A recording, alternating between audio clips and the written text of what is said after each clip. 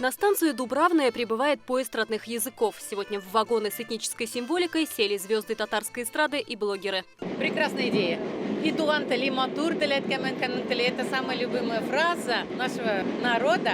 Ну и, конечно же, пускай она станет самой любимой приезжих наших гостей или кто это видит, слышит. Вот этот милли поезд, в котором каждый может увидеть свой национальный вагон, и мы можем познакомиться с другими языками, это просто великолепно, я считаю. Как признаться в любви, например, на бурятском языке, узнали уже?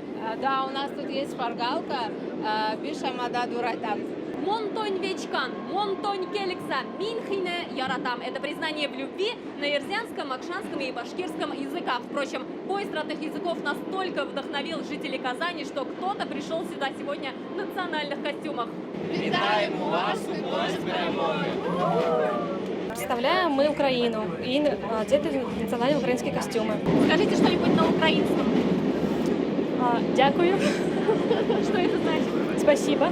Например, такая буква существует только в удмуртском языке, а в марийском есть необычная фраза «луда-луда-луда», что значит «серая утка прочитала». Это разные поговорки, это разные народные мудрости.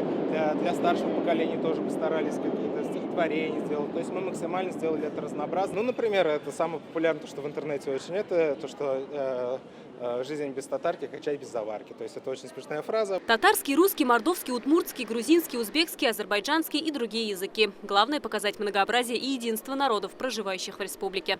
Жителям очень нравится, и не только нашим жителям, даже из Чувашии мы РИЭЛ выходили, и они, новости Чуваши вчера опубликовали материал, что появился вагон, где есть и место нашему народу. Мы хотели показать всем посетителям поезда, что разные языки, они доступны, их можно изучить быстро и общаться короткими фразами на разных других языках. Необычный поезд такой, да, тут вот много разговорников новых повесить, вот марийский, чувашский.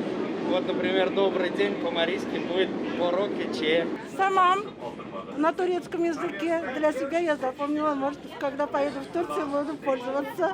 Поезд родных языков будет курсировать в Казани до конца года. Айгуль Бадрудинова, Олег Мыльников, ТНВ «Казань». Закажи рекламу на ТНВ. Телефон в Казани 5 705 100.